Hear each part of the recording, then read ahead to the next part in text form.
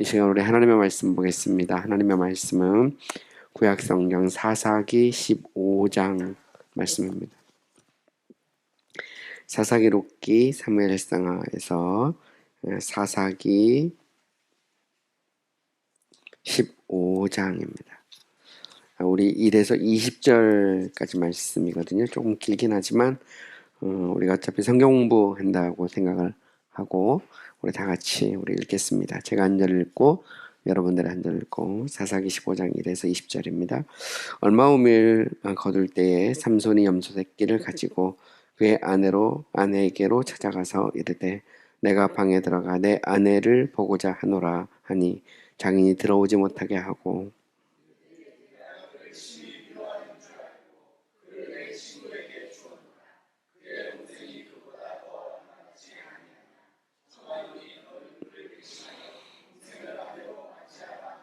삼손이 그들에게 이르되 이번은 내가 블레셋 사람들을 해할지라도 그들에게 대하여 내게 허물이 없을 것이니라 하고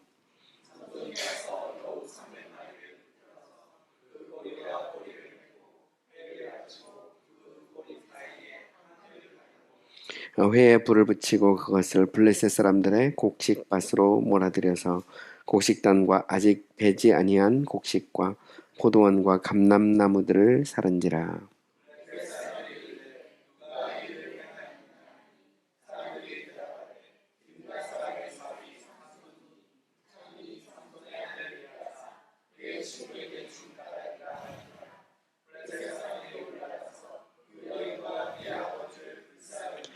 삼손이 그들에게 이르되 너희가 이같이 행하였은즉 내가 너희에게 원수를 갚고야 말리라 하고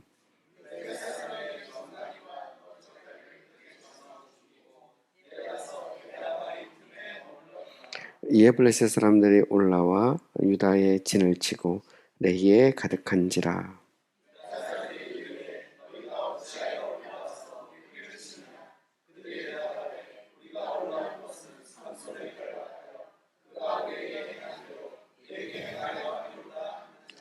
유다 사람 3,000명이 에담 바이템에 내려가서 삼손에게 이르되 너는 블레셋 사람이 우리를 다스리는 줄을 알지 못하느냐 내가 어찌하여 우리에게 이같이 행하였느냐 하니 삼손이 그들에게 이르되 그들이 내게 행한 대로 나도 그들에게 행하였노라 하니라.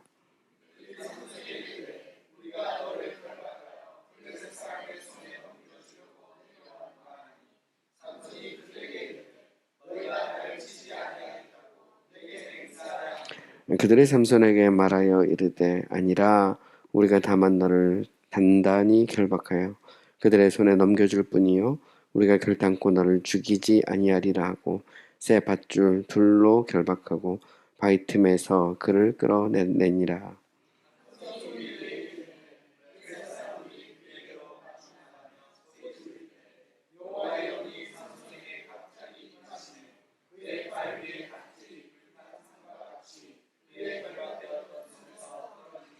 삼손이 나귀의 새 턱뼈를 보고 손을 내밀어 집어들고 그것으로 1,000명을 죽이고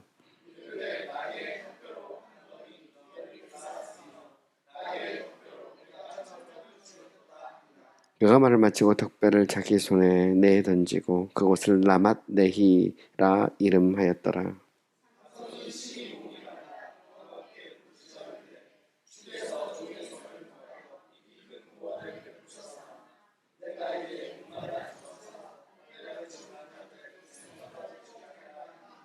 하나님이 레이의 한 우묵한 곳을 터뜨리시니 거기서 물이 솟아나오는지라. 삼손이 그것을 마시고 정신이 회복되어 소생하니 그러므로 그 샘 이름을 에낙고레라 불렀으며 그 샘이 오늘까지 레이에 있더라.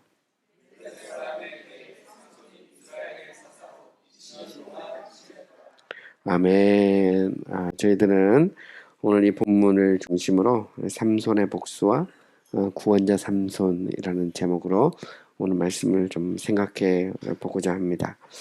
우리는 사사기에 나오는 그 여러 사사 중에서 가장 어떻게 보면 그 우리가 주목할 만하고 또 가장 또 이렇게 좀 뭐라 그럴까요? 흥미롭고 또 그러면서도 우리에게 여러 가지 많은 생각을 남겨주는 인물이 바로 이제 삼손이죠.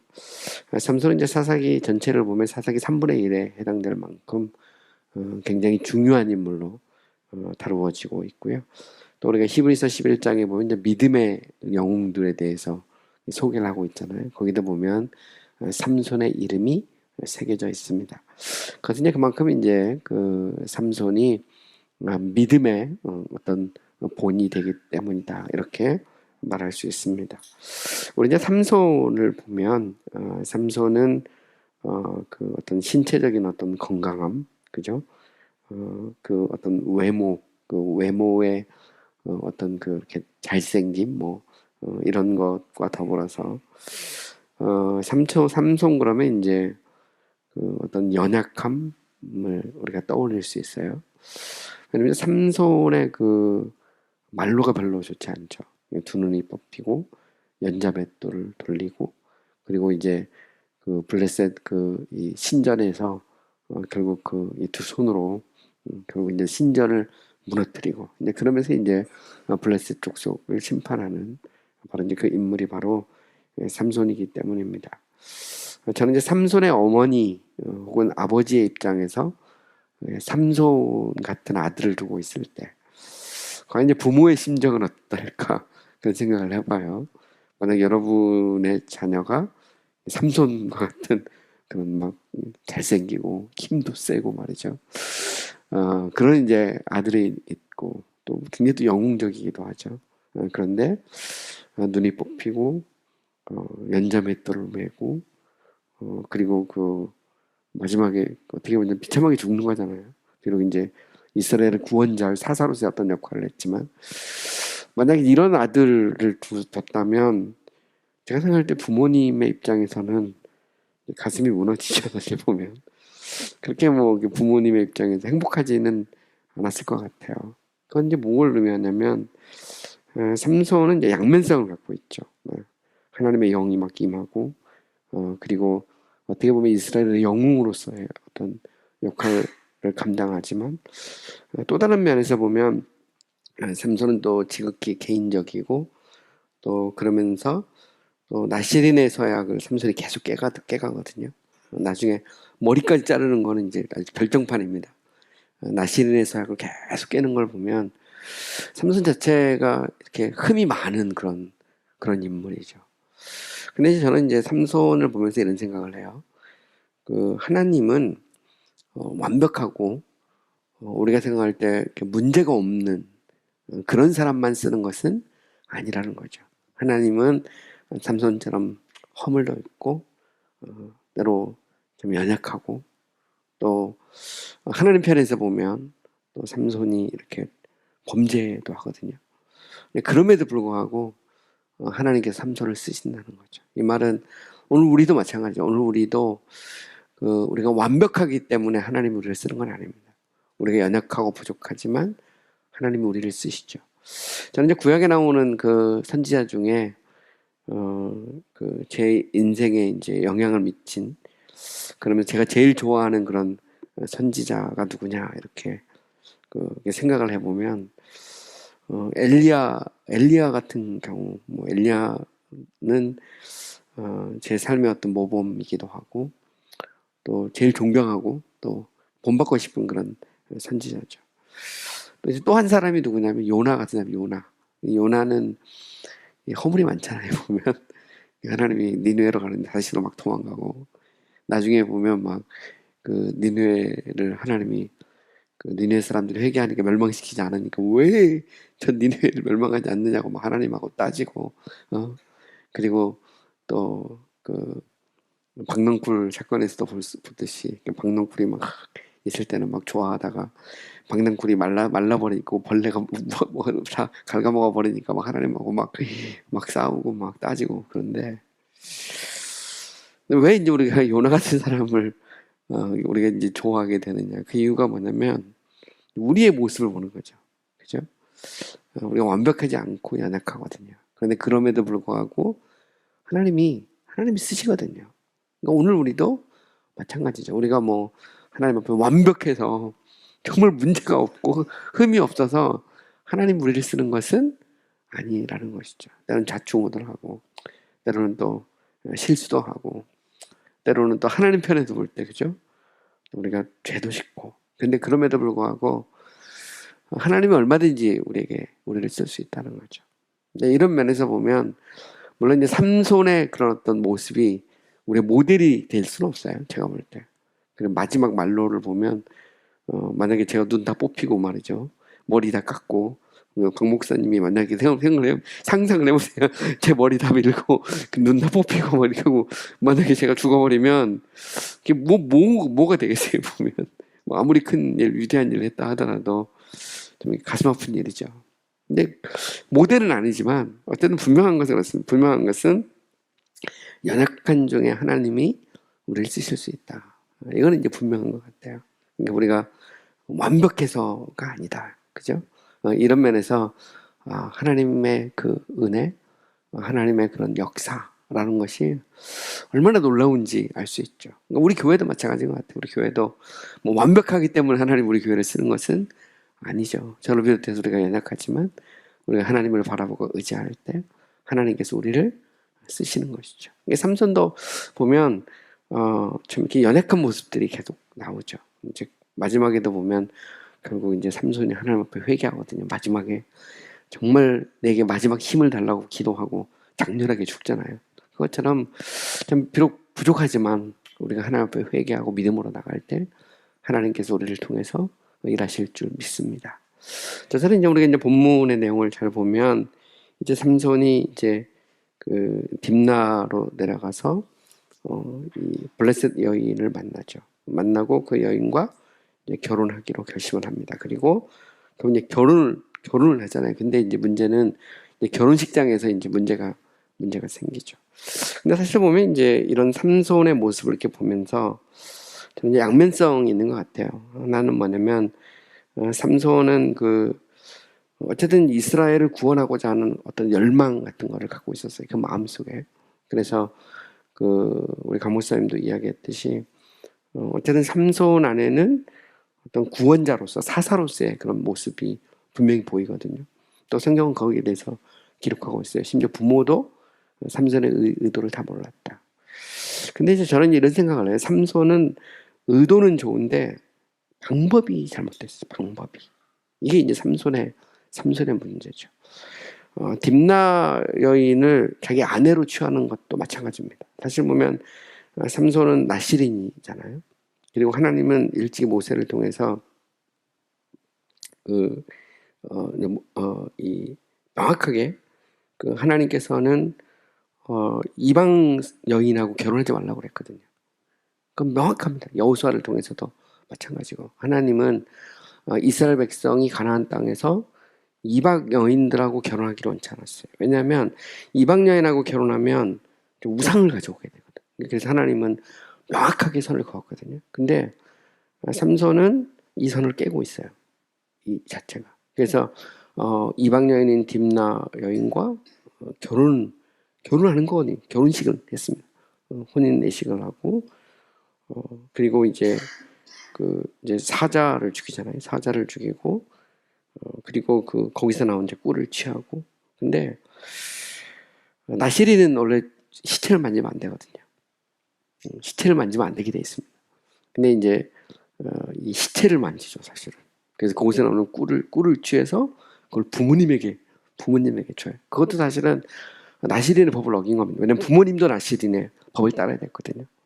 부모님도 죽은 시체에서 나온 꿀을 먹기 때문에 부모님까지도. 그죠? 나중에 이제 결혼도 마찬가지입니다. 부모님이 막죠.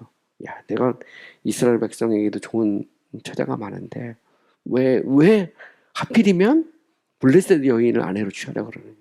근데 여기에 대해서 삼손이 내가 그 여자를 좋아한다 그러잖아요. 물론 의도는 숨겨 있지만 그때 이제 부모님이 거기서 삼손을 이기지를 못해서 결국은 이제 쉽게 말하면 이제 처갓집에 가서 결혼을 성사시키거든요. 그 당시 이제 법으로 보면 상당한 지참금을 냈을 겁니다. 상당한 지참금을 내고 결혼식을 하잖아요. 근데 이제 삼손을 보면 안타까운 게 뭐냐면 결혼이라는 건 있잖아요. 우리 인생에서 결혼은 가장 행복해야 될 순간이거든요. 가장. 그런데 삼손의 결혼은 가장 비극적으로 끝나죠. 보면 한번 생각해 보세요. 여러분의 아들이 결혼을 하는데 삼손처럼 이렇게 돼버리면 이게 이제 얼마나 비극적입니까? 여기서 보면 삼손이 수수께끼 내서 결국 이제 수수께끼에서 지니까 가서 이제 블레셋 사람 30명 죽이고 그 다음에 결국 자기가 약속했던 그런 옷을 주잖아요. 30벌을 주고. 근데 문제는 뭐냐면 삼손이 이 아내를 두고 돌아가 버려요. 근데 이게 이제 문제가 됩니다. 문제. 원래 이스라엘의 법에 의하면 결혼을 하잖아요. 결혼하면 신부집에 잔치를 하면 반드시 신부를 데려오게 돼 있어요. 신부를 안 데려오면 그러면 이 자체가 사실 결혼이 깨져요. 이혼을 의미하는 거거든요. 근데 삼손이 이 여자를 버려두고 가버려요. 가버리니까 이 딥나의 이 장인이죠. 장인이 자기 딸을 버렸다고 생각하고 다른 남자에게 그 30명 한 명에 줘버리거든요. 근데 이게 이제 참 비극이죠. 파장으로 끝나는 겁니다. 가장 아름다워야 할 이 결혼이 비극으로 끝나는 겁니다. 제가 생각할 때는 삼손이 물론 거기서 이제 30명 막 죽이고 막 이런 게 나오지만 가장 아름다워야 될 결혼을 복수로 써버리는 이게 이제 삼손이 처음부터 제가 생각할 때 뭔가 박자가 안 맞는 거죠. 그러니까 의도는 좋은데 방법이 안 좋아. 만약에 정상적인 사사라면 이스라엘 백성들을 불러일으켜서 그들을 이끌고 싸워야죠. 근데 그렇게 하지 않고 삼손은 지극히 개인적인 문제를 가지고 이제 복수를 시작하죠. 이스라엘의 사사로 쓰였던 역할을 시작하는데 삼손은 이제 개인적으로 시작해서 전체로 가는 스타일입니다. 그래서 결혼이라고 하는 아주 개인적인 문제를 갖고 나중에 이제 눈 뽑히고 결국 블레스 신전에서 마지막으로 그 기둥 무너뜨려 가지고 이 이스라엘 백성을 이제 블레셋에서 구원하는 그런 모습이거든요. 그래서 개인에서 점점 이제 전체로 확산해가는 그런 방식을 취하는데, 근데 삼손의 의도는 좋아요. 이스라엘 백성을 블레셋에게서부터 해방시키겠다. 하지만 방법은 이제 처음부터 나시린의 서약을 깨는 거죠. 근데 저는 이런 부분은 우리 굉장히 고민해야 될 부분이라고 생각합니다. 예를 들어 교회 부흥이라고 할 때 의도는 좋지만 요즘 보면 뭐 별의별 방법이 다 있잖아요. 보면 요즘 뭐 별의별 방법이 다 있습니다. 뭐 석세시즘 이런 것도 이제 하나고 뭐 지나친 신비주의 같은 것도 마찬가지고 얼마든지. 근데 교회 부흥, 교회 성장이 우리 궁극적 목표는 될 수 없어요. 우리의 목표는 하나님의 영광이거든요. 그죠? 우리가 뭐 교회 부흥 못할 수도 있습니다. 그러나 중요한 건 하나님의 이름을 높이는 것. 우리를 통해서 하나님의 임재가 우리 가운데 있고 하나님의 영광을 받는 거예요. 그 속에서 하나님이 구원받는 자를 더하는 것이죠. 저는 그런 역사가 우리 가운데 막 일어났으면 좋겠어요. 이런 면에서 전략도 필요하고 방법도 필요한데 문제는 하나님이 기뻐하는 방법이 뭘까? 하나님 우리에게 주신 은사는 무엇일까? 이런 것들을 좀 우리가 진지하게 고민하면 좋겠다. 이런 생각을 합니다. 어쨌든 보면 삼손의 의도는 좋은데 방법이 별로 안 좋죠. 자, 어쨌든 보면 오늘 이제 본문에 보면 삼손이 이제 다시 또 딥나의 여인을 찾아갑니다. 자기 버렸거든요. 버린 겁니다. 버렸는데 찾아가서 보니까 장인이 깜짝 놀라요. 삼손이 다시 오니까 깜짝 놀라가지고 결국 이제 못 들어가게 하잖아요. 그러면서 하는 말이 야, 내 동생이 더 이쁘니까 동생 쪽에 들어가지 마라. 근데 이것도 보면 되게 좀 비극적인 그런 표현입니다. 왜냐면 삼손은 이 어떤 외모, 그죠? 여기에 이제 좀 꽂힌 것 같아요. 그러니까 장인도 그 생각한 거예요. 자기 딸을 아까 결혼하기로 한 것은 삼손이 자기 딸이 예쁘니까. 그러니까 야, 지금 둘째 딸은 더 예쁘니까 내가 둘째 딸 줄 테니까 들어가지 마라. 이렇게 말하죠. 근데 여기서 이제 삼손이 여인을 택하는 그 기준이 정확하지 않은 걸 볼 수 있죠. 사실 보면 여인을 택하는 기준은 어떤 내적인 성숙, 그죠? 어떤 인격, 뭐 이런 걸 봐야지 겉모습만 보면 안 되잖아요, 그죠? 여인의 아름다움, 이것만 보면 패가 망신하는 겁니다. 이게 삼손은 의도는 좋은데 이렇게 택하는 것이 되게 안 좋아요. 그걸 이미 장인도 알고 있어요. 장인도 볼 때 삼손이 자기 딸이 이쁘니까 이방 여인인데 자기 딸을 취하려고 했고 또 그리고 거기에 대해서 어쨌든 줬거든요. 근데 그 혼인식 날 그렇게 하고 도망가 버리고 자기 딸 버리고 갔거든요. 그러니까 내가 이제 둘째 딸 주겠다 이렇게 말한 거거든요. 이때 이제 삼손이 여기에서 보면 참 그 화를 내는 거 보세요. 분노하죠. 화를 내가지고 이렇게 말합니다. 이번엔 내가 블레셋 사람을 해할지라도 그들에 대해 허물이 없을 것이다. 여기 보면 삼손이 막 분노하는 것을 볼 수 있어요. 사실 보면 이 분노라는 것도 의로운 분노가 있고요. 개인적인 그런 분노가 있어요. 삼손은 지금 여기서 보면 내 아내를 다른 남자에게 줬으니까 내가 여기에 대해서 복수를 해도 괜찮다 이렇게 말하죠. 근데 사실 보면 기독교의 그 가르침은 뭐냐면 용서하는 거죠. 사실은 복수가 아니거든요. 원수를 사랑해라 말하죠.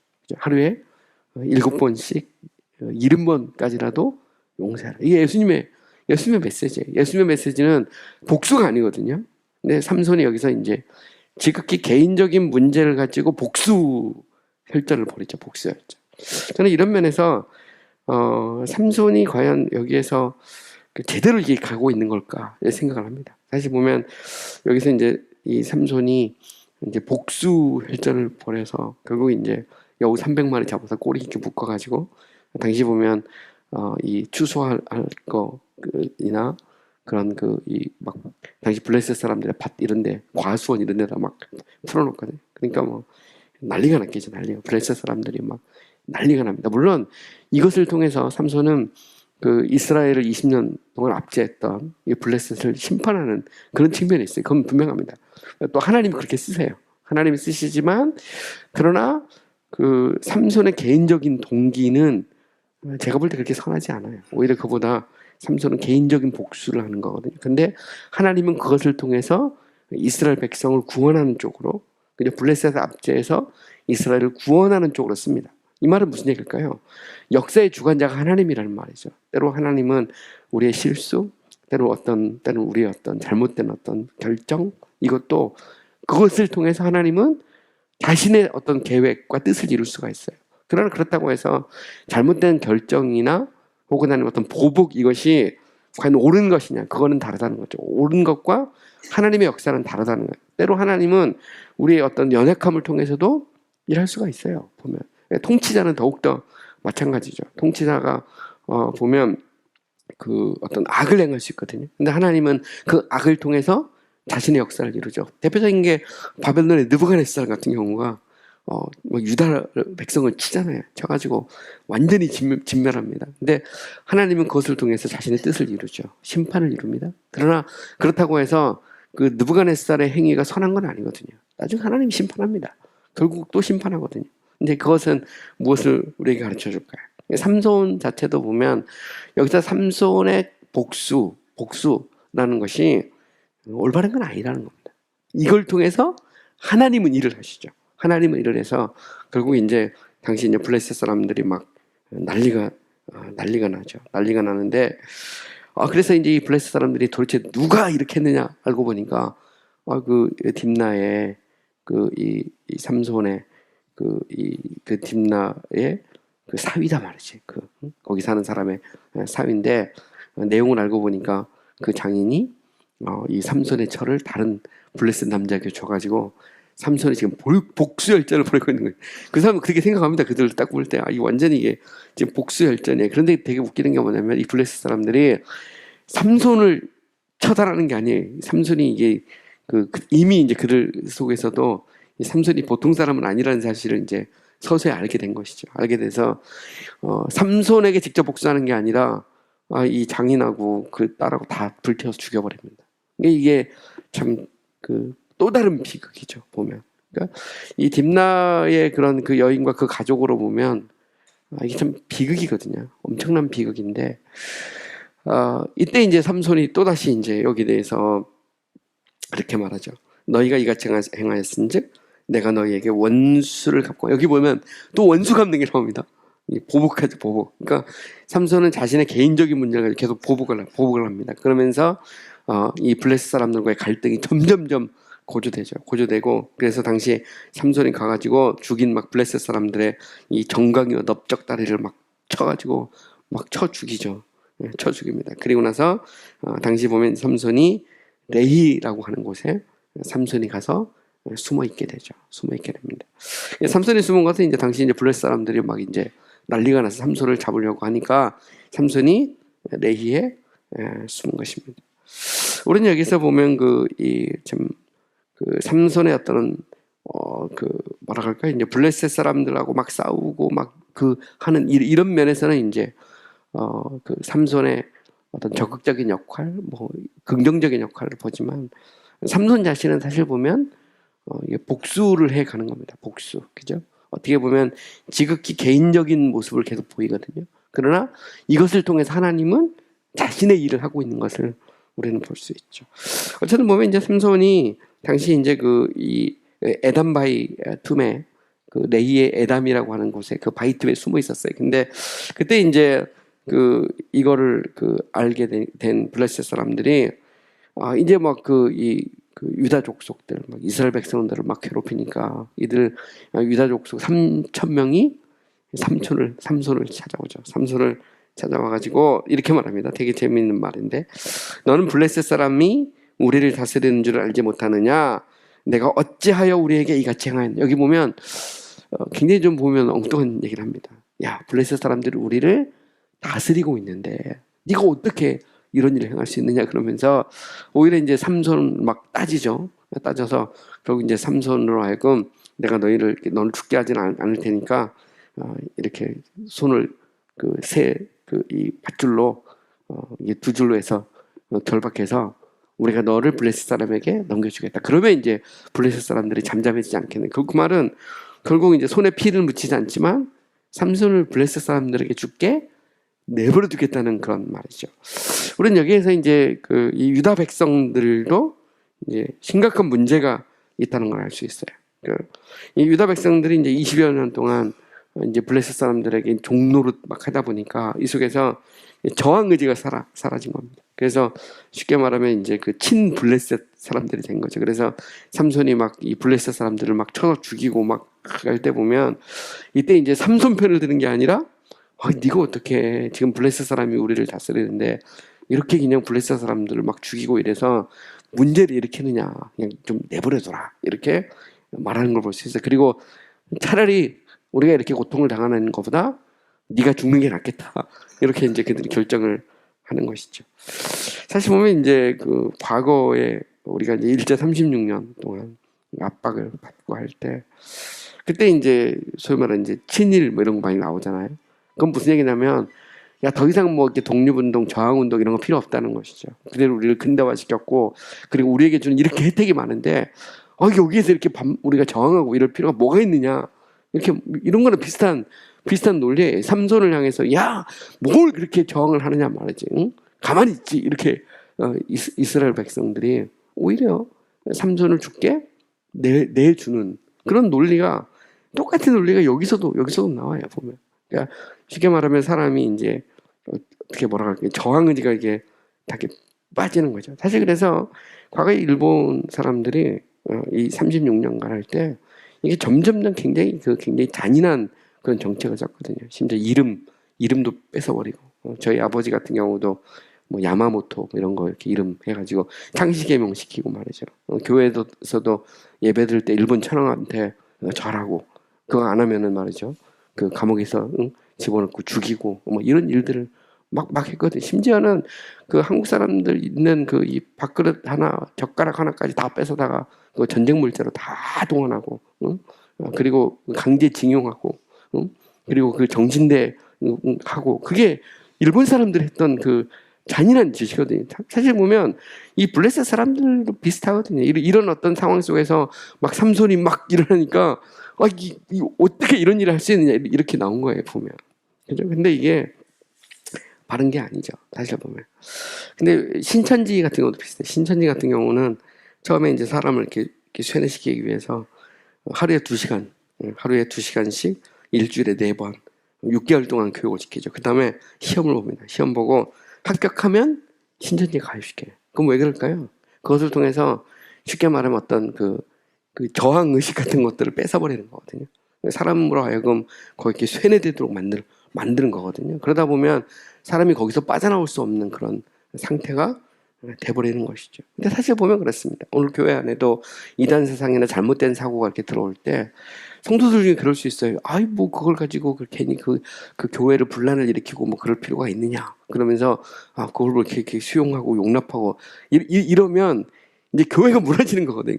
이게 사실 갈라디아 교회 같은 경우가 그런 케이스거든요. 보면 우리가 오직 예수를 믿음으로 하면 구원받는 게 아니고 율법을 지키고 또 할례 받고 율법을 지켜야 구원받는다 이런 사상들이 막 들어왔어요. 그때 이 사도 바울이 갈라디아 지역에 편지를 쓰면서 다른 복음은 없다 말이에요. 내 목소리가 변할 지경이다. 내가 너희를 생각하면서 그러면서 정확하게 가르는 것을 볼 수 있어요. 그래서 그곳에 그들에게 하나님의 진노가 있고 하나님의 심판이 있을 것이다라는 사실을 명확하게 선포하는 것이죠. 오늘 우리도 마찬가지입니다. 우리 삼손의 사건에서 보면 당시 그 유다 백성들은 삼손의 저항이 싫은 거죠.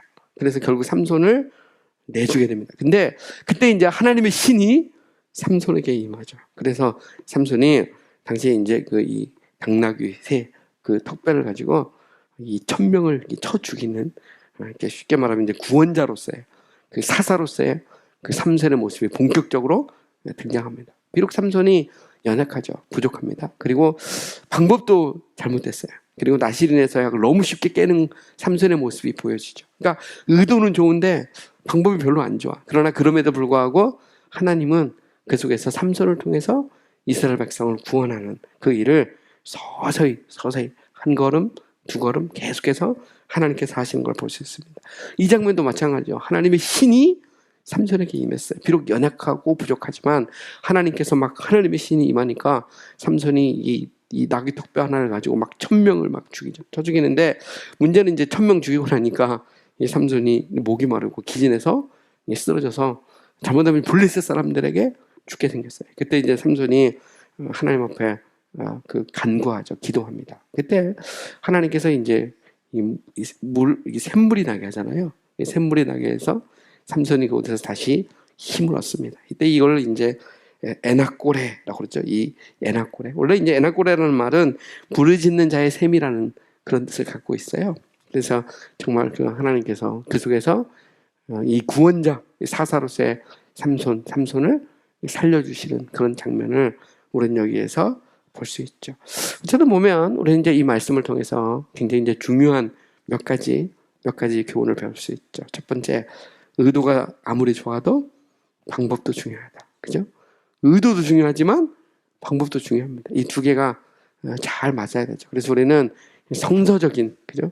신앙생활, 성서적인 부흥. 이제 그것이 우리의 어떤 그 목표가 돼야 되는 것이죠. 우리가 장사를 하더라도 우리가 돈만 많이 벌면 되는 건 아니잖아요. 바른 방법으로 우리가 장사를 해야 되는 겁니다. 사업을 해도 우리가 돈만 많이 벌면 되는 게 아니잖아요. 교회 부흥도 마찬가지거든요. 목사님들이 자주 쓰는 말 중에 보면 그런 표현이 있어요. 그러니까 교회만 이게 크면 된단 말이에요. 꽁 대신 닭이라고. 어쨌든 바른 방법 아니더라도 일단 사람 많이 모이면 그러면 된다는 겁니다. 그러면 나머지는 다 잊어버린다는 거예요. 근데 그 자체도 잘못된 것이죠. 얼마나 교회가 부흥했느냐, 얼마나 많은 사람이 왔느냐보다 우리가 얼마나 하나님 앞에 바르게 우리가 이 길을 걸어갔느냐, 그게 중요하다는 것이죠. 그래서 우리는 여기에서 우리가 어떤 목표도 중요하고 방법도 중요하다는 걸 알 수 있죠. 두 번째로 우리는 이 말씀을 통해서 때로 하나님은 우리의 연약함, 우리의 부족함을 통해서도 당신의 역사를 이루신다는 거죠. 하나님의 뜻은 한치 오차도 없이 정확하게 이루어진다는 것을 알 수 있어요. 그죠? 하나님은 이 삼손의 실수를 통해서도 자신의 역사를 이루어가는 것을 볼 수 있습니다. 이 말은 역사의 주관자가 하나님이라는 거죠. 우리는 그 사실을 늘 인정하고 살아야 됩니다. 비록 우리가 연약하고 부족하지만 하나님은 지금도 당신의 뜻을, 역사를 이루어간다는 것이죠. 세 번째로 우리는 이제 이 말씀을 통해서 하나님은 우리가 비록 부족하지만 오늘도 우리가 그 하나님께 나아가면, 우리가 하나님께 부르짖으면 하나님이 우리에게 힘 주시고 용기 주시는 하나님이라는 것이죠. 삼손도 마찬가지예요. 삼손은 부족하지만 실수도 했어요. 계속 실수합니다. 나중에 가면 이제 결국 눈 뽑힐 때까지 나가는데, 그러나 삼손이 기도할 때 하나님은 삼손의 기도에 응답을 해주시고 위기 속에서 하나님은 삼손에게 능력도 주십니다. 그래서 결국 사사로서, 구원자로서의 자신의 역할을 감당할 수 있도록 하나님께서 은혜 주시는 것을 볼 수 있죠. 이런 면에서 우리가 하나님 앞에서 늘 보면 나는 부족해서 나는 못해 이런 것보다 하나님 내가 부족하지만 내게 힘 주시고 능력 주시고 하나님 나를 축복해 주세요. 이렇게 기도하면 하나님께서 저와 또 우리 여러분과 더 나아가서 우리 교회를 통해서 위대한 역사를 이루실 줄 믿습니다. 우리 다 같이 기도하겠습니다.